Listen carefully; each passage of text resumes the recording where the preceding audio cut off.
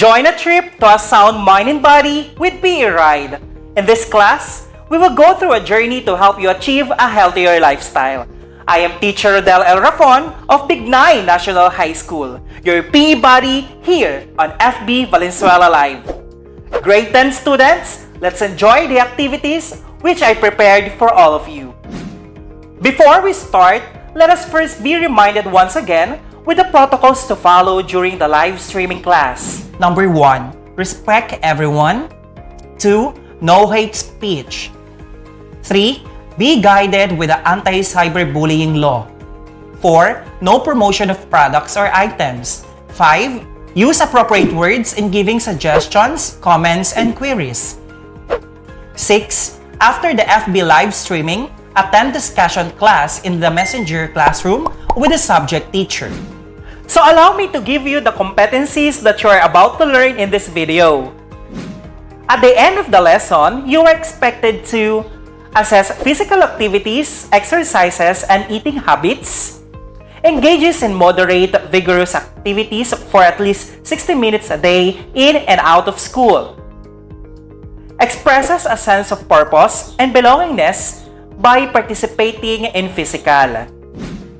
Before you get fully excited, you may want to participate in our short activity by typing your answers in our comment section. Challenge yourself in a 5-item quiz. I will read the question and choices once, and in 5 seconds, write the letter of the correct answer for each question. Question number 1. These are experiences or organized activities that you actively participate in with others. A. Leisure activities. B. Recreational activities. C. Eating habits. D. Social influences.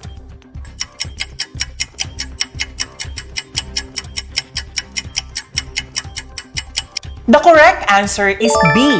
Recreational activities. Question number 2. These are the things that you do primarily for relaxation and pleasure and which don't involve much work. A. Leisure activities. B. Recreational activities. C. Eating habits. D. Social influences.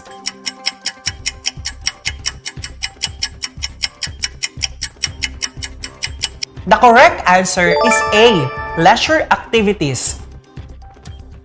Question number 3.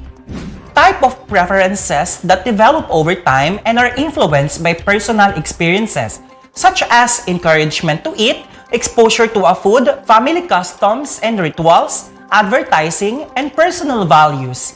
A. Individual influences. B. Cultural influences. C. Religious influences. D. Social influences.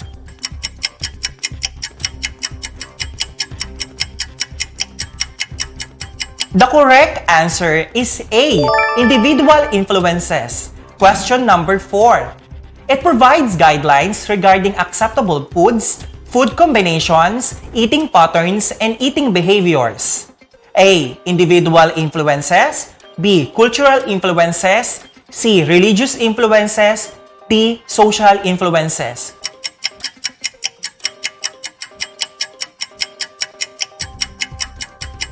The correct answer is B. Cultural influences.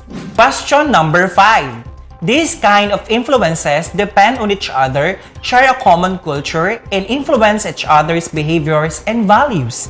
A. Individual influences.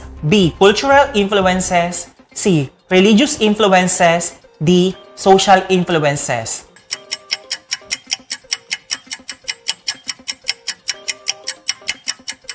The correct answer is D. Social influences. Well done, PE buddies! It's nice that you have a good strategy of identifying different active recreation. Good job! I know you are all excited, but before we proceed with our lesson, let us have a recap on our previous lesson, the lifestyle and weight management.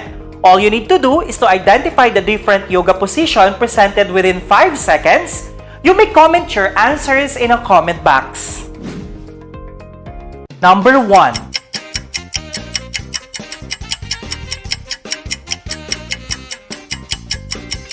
Wonderful! The correct answer is half moon. Number 2.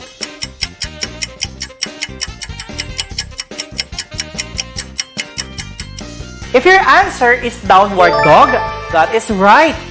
Number 3.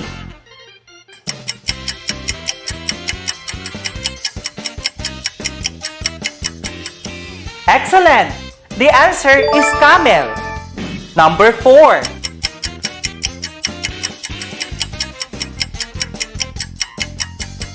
If your answer is warrior 1, you are doing great. Number 5.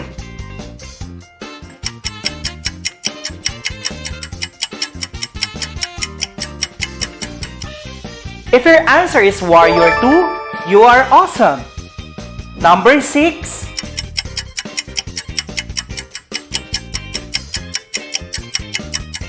If your answer is tripos, that is right. If you got 5 questions correctly, congratulations! Job well done! Let us have another activity, PE buddies. This activity is entitled Guess the Recreational Activities. All you need to do is to identify the kind of recreational activities presented on your screen. You may choose your answers between physical activities, social activities, outdoor activities, arts and crafts, musical activities, drama and theater, and service activities. You only have 5 seconds to identify. So are you ready? Let's begin! Number 1.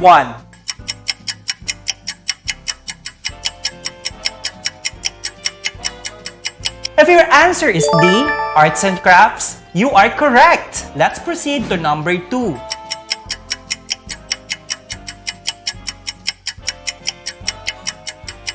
If your answer is A, physical activities, you are magnificent. Number 3.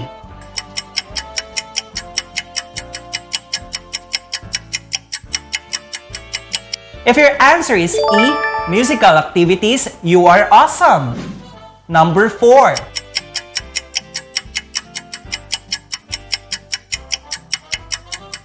If your answer is B, social activities, you are correct. Number 5.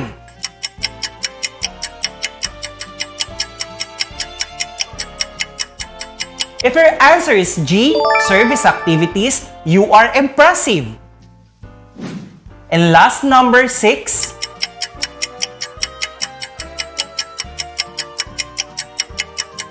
If your answer is C, outdoor activities, you are correct. Well done if you got all 6 answers correctly. Let's begin with our discussion. What is recreational activity and leisure activity? Recreational activities are experiences or organized activities that you actively participate in with others to have fun and enjoy life during your free time. This includes experiences that require physical activity and interactions and playing with other people. While leisure activities are the things that you do primarily for relaxation and pleasure and which don't involve much work. These activities could be very passive, requiring little or no physical activity, and you can do them by yourself if you don't want to do it with others. One of the basic differences between leisure activities and recreational activities is that leisure activities can be very passive with little or no physical activity and you can do them by yourself, whereas recreational activities require physical activity and interaction with other people. Some of the different types of recreational activities include physical activities, sports and games like volleyball and tennis. Social activities, this includes things like parties, picnics, and carnivals. Outdoor activities, this involves activities like camping, backpacking, arts and crafts. Examples includes activities like painting, woodwork, and sculpting. Musical activities includes musical bands, singing, and dance groups. Drama and theater. This includes acting, plays, puppetry, and etc. Service activities awareness for causes like running for cancer, fundraising, volunteering, and etc. This time, let us talk about your eating habits. Do you eat junk foods? What kind of junk foods? Do you eat fruits and vegetables? What fruits and vegetables do you eat? You eat every junk food you know because of its taste. Sweet, salty, and tasty are usually the taste of junk foods. But how about fruits and vegetables? For sure, you only eat chosen and few vegetables because of the taste. Fruits are seasonal, that even the one we crave sometimes available in the market. These factors of food affect our eating habits. The term eating habits or food habits refers to why and how people eat, which foods they eat, and with whom they eat, as well as the people's obtain, store, use, and discard food. Individual, social, cultural, religious, economic, environmental, and political. All factors influence people's eating habits. So why we people eat? All humans eat to survive. They also eat to express appreciation for a sense of belonging as part of family customs and for self-realization. For example, someone who is not hungry may eat a piece of cake that has been baked in his or her honor. These are the factors that influence our food choices. First, individual preferences. Every individual has unique likes and dislikes concerning foods. These preferences develop over time and are influenced by personal experiences such as encouragement to eat, exposure to a food, family customs and rituals, advertising, and personal values. For example, one person may not like frankfurters even though they are a family favorite. Second, cultural influences. A cultural group provides guidelines regarding acceptable foods, food combinations, eating patterns, and eating behaviors. Compliance with these guidelines create a sense of identity and belonging for the individual. Within large groups, subgroups exist that may practice variations of the group's eating behavior. Though they are still considered part of the larger group, for example, a hamburger, French fries, and a soda are considered a typical American meal. Third, social influences. Members of a social group depend on each other, share a common culture, and influence each other's behaviors and values.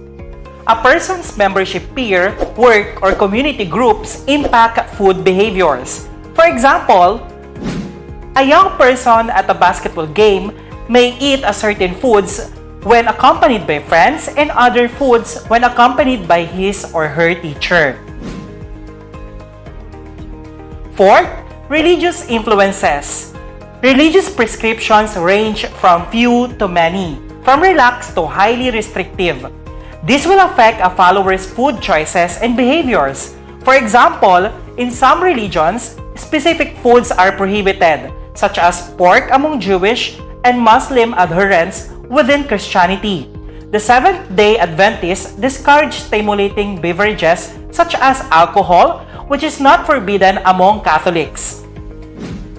Fifth, economic influences. Money, values, and consumer skills all affect what a person purchases. The price of a food, however, is not an indicator of its nutritional value. Cost is a complex combination of a food's availability, status, and demand. 6. Environmental influences. The influence of the environment on food habits derives from a composite of ecological and social factors. Foods that are commonly and easy grown within a specific region frequently become a part of the local cuisine. However, modern technology, agricultural practices, and transportation methods have increased the year-round availability of many foods. And many foods that were previously available only a certain season or specific areas are now available almost anywhere at any time. And last, political influences. Political factors also influence food availability and trends. Food laws and trade agreements affect what is available within and across countries, and also affect food prices. Food labeling laws determine what consumers know about the food they purchase. Eating habits are those the result of both external, such as politics, and internal factors such as values. These habits are formed and may change over a person's lifetime. And here are 5 good eating habits which will help us to achieve our food goals. First, choose water.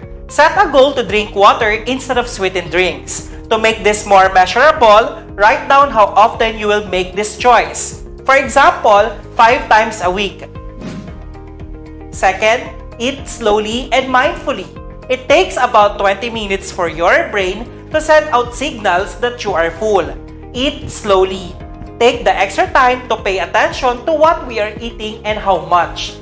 To make this more measurable, write down how often you will try to take at least half hour to finish your meal. Third, stick to 1 serving. For those of us who love having seconds, eating 1 serving will help us to keep our calorie intake in check. Challenge yourself to stick to 1 serving and also standard portion sizes. Fourth, eat fruit and vegetables. Set a goal to fill half of your plate with fruit and vegetables at every meal.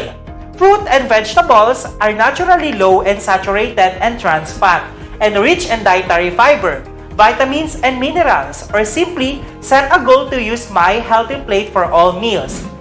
And fifth one is soup to whole grains. Eating whole grain foods such as brown rice, wholemeal bread, and rolled oats reduce the risk of developing heart disease and diabetes, while helping with weight management. Since you'll feel full for longer, set a goal to ask for brown rice and make it measurable. For example, ask for brown rice at least 3 times a week at lunch. Let us have an activity. I want you to open your learning packet in PE Module 1 Activity 2. Identify some types of recreational activity that you experience according to classification and how often you do it. Your grade 10 MAPE teacher will give you the date for submission.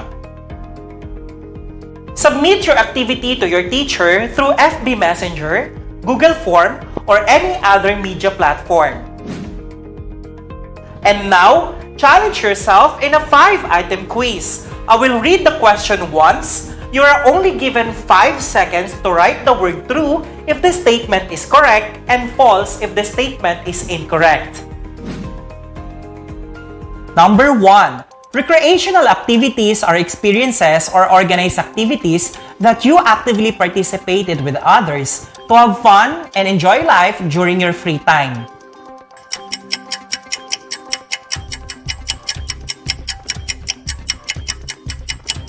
The answer is true. Number 2. Leisure activities are the things that you do primarily for relaxation and pleasure, and which don't involve much work.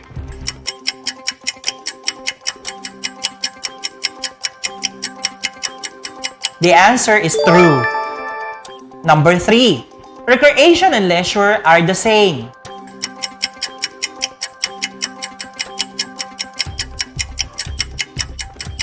The answer is false. Number 4. Physical activities, for examples, are parties, picnics, and carnivals.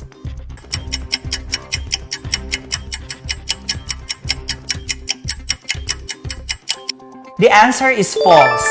Arts and crafts, for examples, includes activities like painting, woodwork, and sculpting.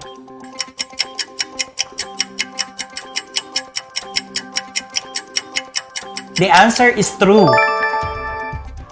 Well done, PE buddies! I am happy that you are able to challenge yourself to do the quiz. Congratulations! You may now proceed to the next level of learning. And for your assignment, I want you to identify the following. A. Elements of hip-hop. B. DJing. C. MCing. D. Breakdancing. And E. Graffiti. Remember, PE buddies, Recreational activities are experiences or organized activities that you actively participate in with others to have fun and enjoy life during your free time.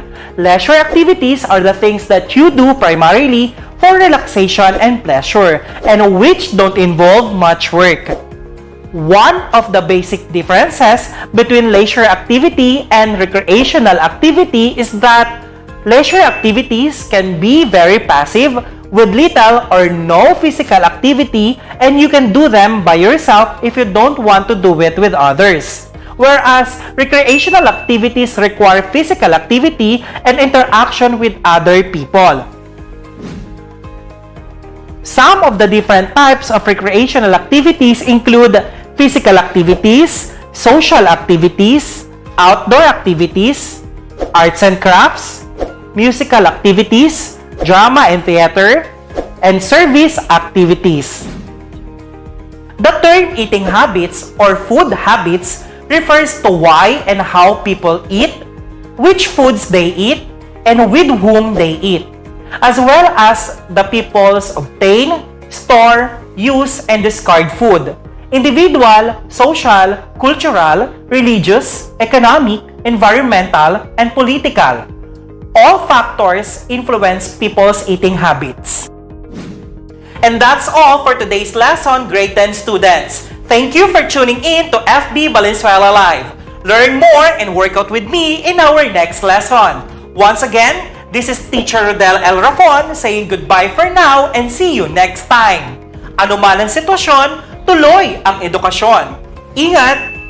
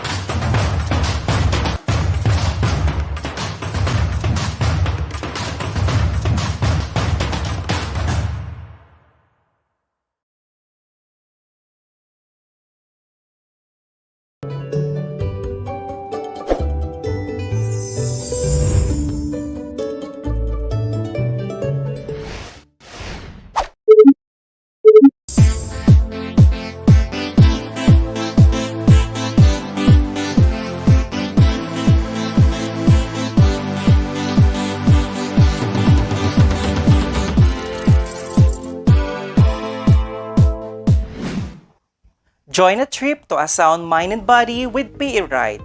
In this class, we will go through a journey to help you achieve a healthier lifestyle.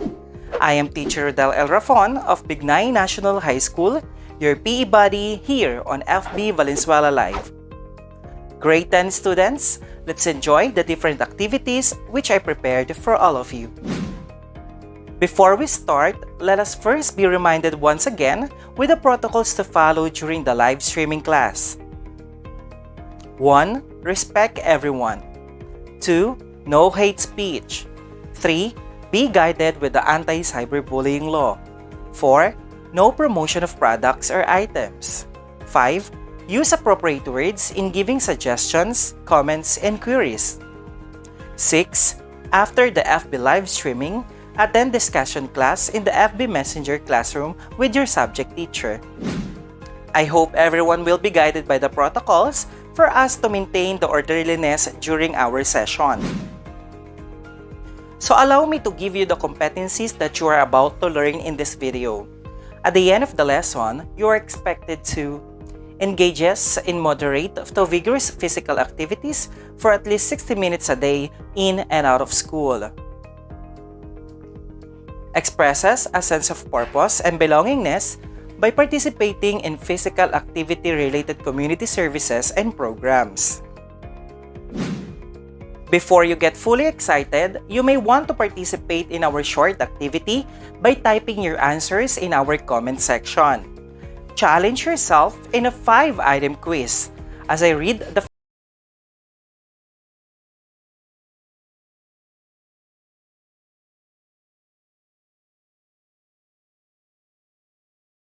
one of the first genres of music to really get innovative with beat drops and was the genre that brought record scratches and beat matching to the forefront. A. MCing, B. DJing, C. Graffiti, D. Breakdance.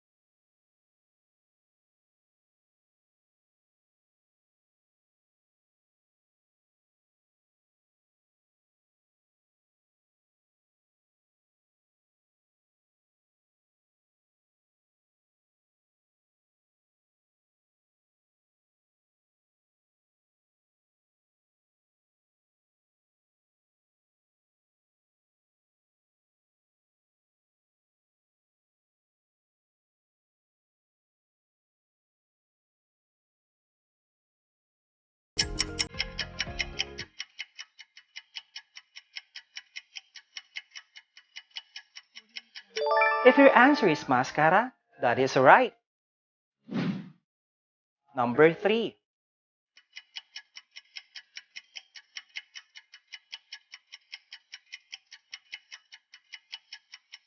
Excellent! The answer is sinulog.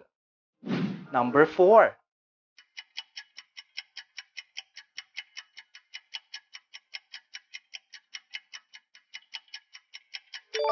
If your answer is bangus, you are doing great. Number 5.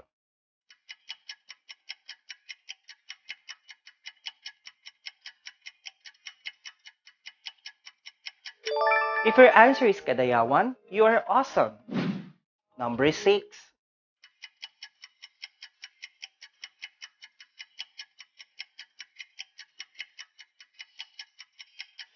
If your answer is bread and flour, that is right.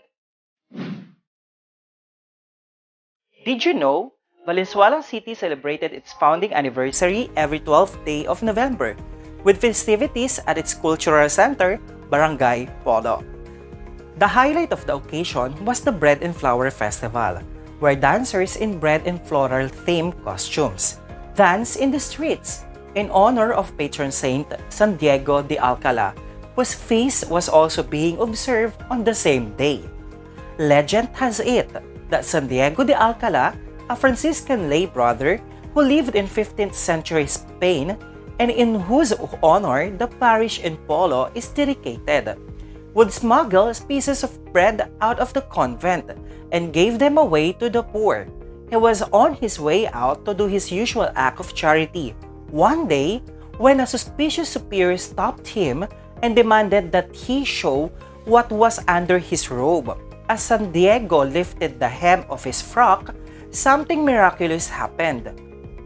What spilled out of his robe was not pieces of bread, but flowers. The San Diego de Alcala Parish Church was opened by Franciscan friars in 1627, 4 years after Polo, which has been a small sitio in Katanghalan, became a separate town. The town, 3 centuries later, will be the modern-day Valenzuela City. If you got 6 questions correctly, congratulations! Job well done! Let us have another activity, PE buddies. This activity is entitled Guess the Movie. All you need to do is to identify the different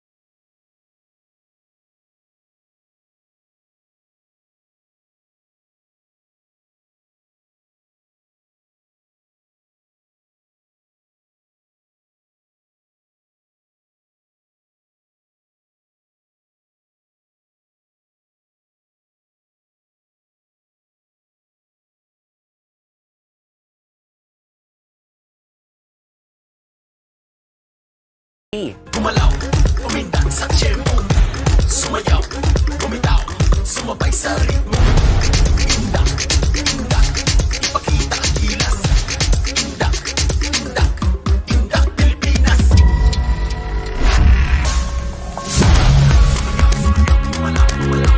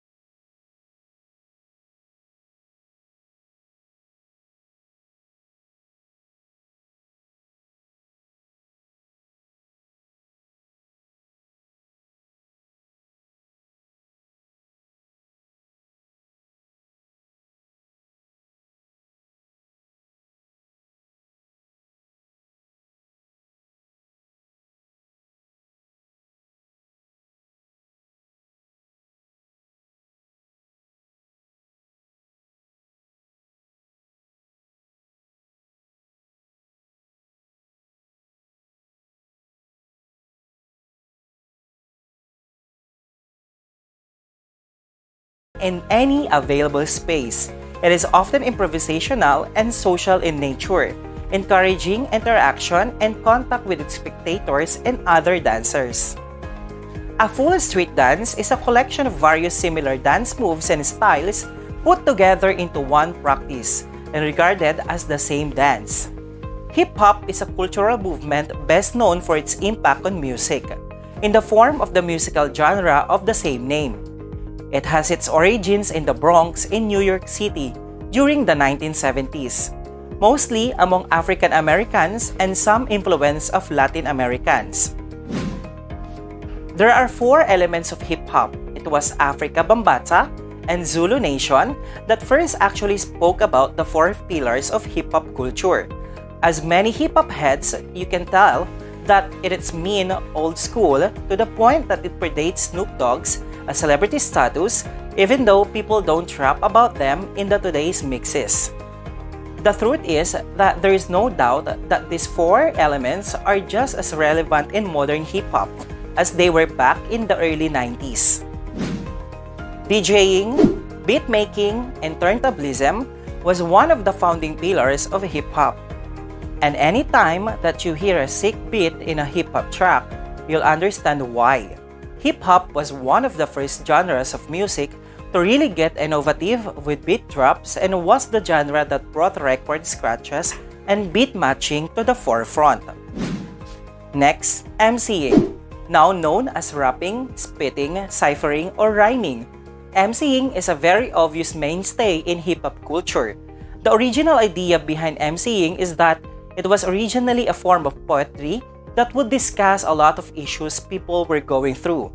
A lot of kids who were growing up in inner city systems were able to find a positive outlet for their struggles, thanks to MCing.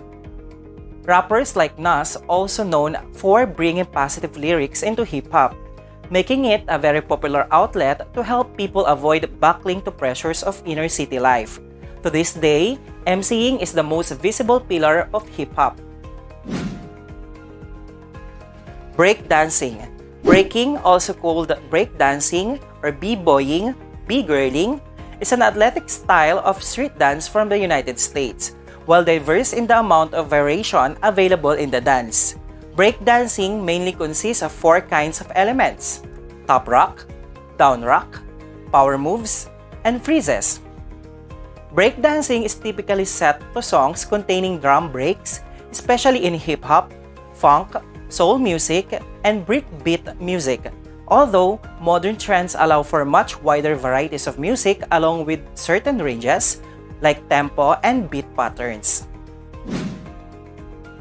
Graffiti, both singular and plural, the singular graffito is rarely used except in archaeology, writing or drawings made on a wall or other surface, usually without permission and within public view. Graffiti ranges from single written words to elaborate wall paintings and has existence since ancient times, with examples dating back to ancient Egypt, ancient Greece, and the Roman Empire. In modern times, spray paint and marker pens have become commonly used graffiti materials, and there are many different types and styles of graffiti. It is a rapidly developing form of art. Graffiti is a controversial subject.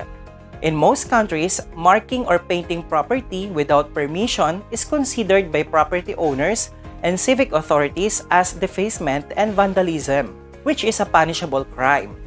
Citing the use of graffiti by street gangs to mark territory or to serve as an indicator of gang-related activities.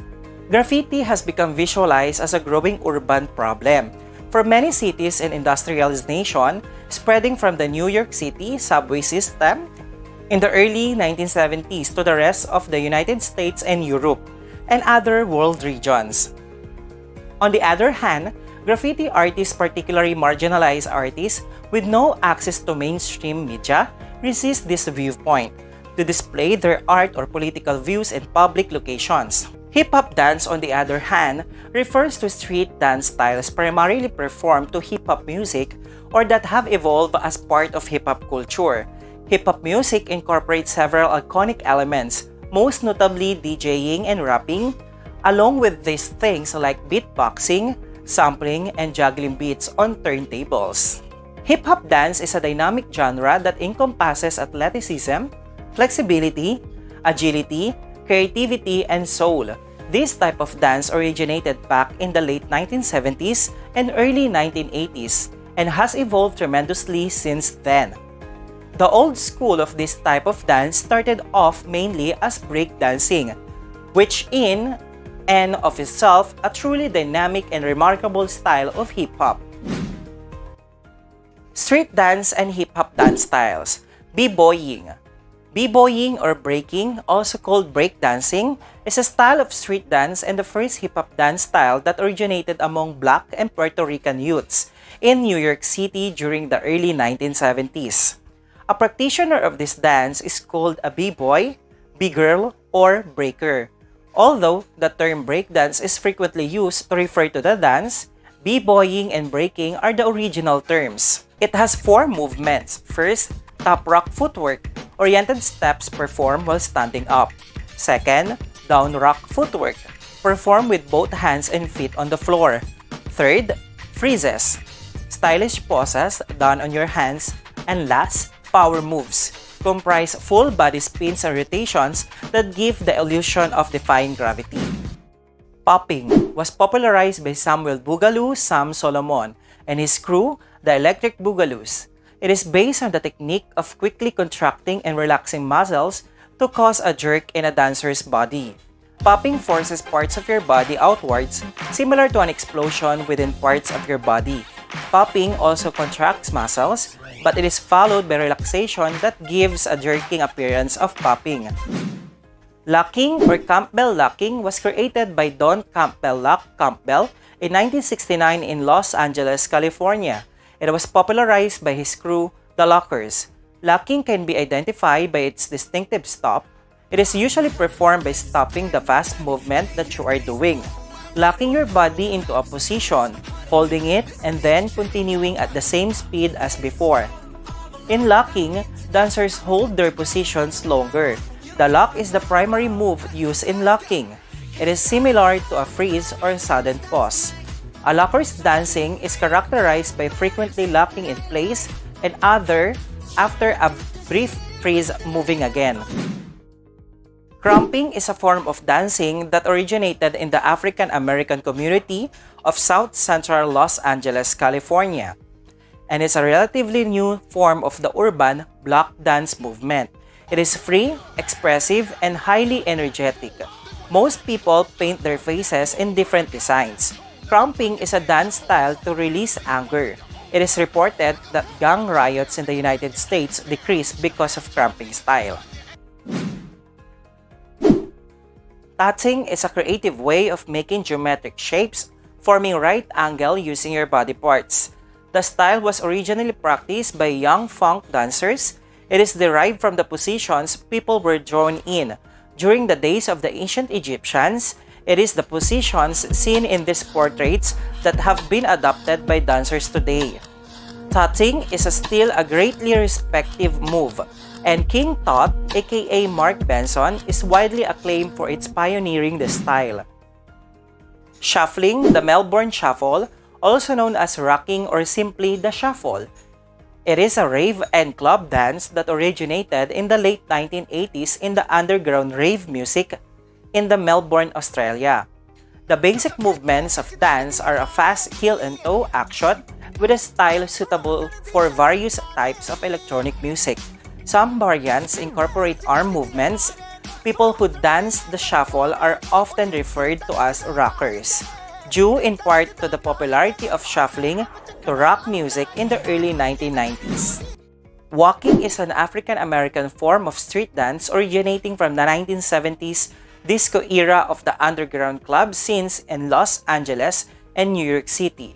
Walking consists of stylized posing and fast synchronized arm movements to the beat of the music. Today, walking is a popular element of hip-hop dance. Let us have an activity. I want you to open your learning packet in PE, Module 3, Week 5 to 8, Activity 2, Dance, Dance, Dance. Direction. Create a simple dance routine for 2 to 3 minutes, applying common styles in street dance. 2.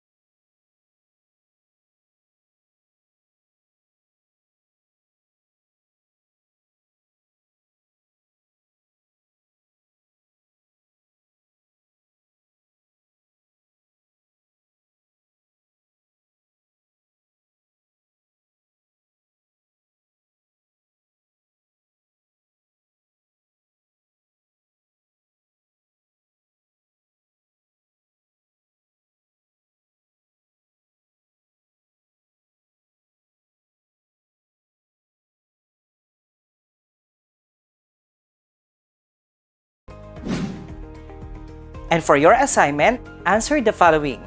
A. What dance styles, formerly known as vernacular dances, refer to dances that evolve outside of dance studios? B. What form of street dance is performed impromptu in a large crowd? C. What culture is created by DJing, rapping, breakdancing, and graffiti art? D. What dance style is primarily performed to hip-hop music and have evolved as part of hip-hop culture? E. What hip-hop style is based on the technique of quickly contracting and relaxing muscles to cause a jerk in a dancer's body? Remember, PE buddies, street dance refers to dance styles that have evolved outside the dance studios. It is performed in street dance parties, parks, schoolyards, or in any available space. It is often improvisational and social in nature, encouraging interaction and contact with spectators and other dancers. A full dance is a collection of various similar dance moves and styles put together into one practice and regarded as the same dance. Hip-hop is a cultural movement best known for its impact on music in the form of the musical genre of the same name. It has its origins in the Bronx in New York City during the 1970s, mostly among African Americans and some influence of Latin Americans. Hip-hop culture is composed of the pillars such as DJing, rapping, breakdancing, and graffiti art. Hip-hop dance, on the other hand, refers to street dance styles primarily performed to hip-hop music or that have evolved as part of hip-hop culture. Hip-hop music incorporates a number of iconic elements, most notably DJing and rapping, along with these things like beatboxing, sampling, and jogging beats on turntables. And that's all for today's lesson, grade 10 students. Thank you for tuning in to FB Valenzuela Live. Learn more and work out with me in our next lesson. Once again, this is Teacher Rodel L. Rafon of Bignay National High School saying goodbye for now and see you next time. Ano man ang sitwasyon, tuloy ang edukasyon. Ingat!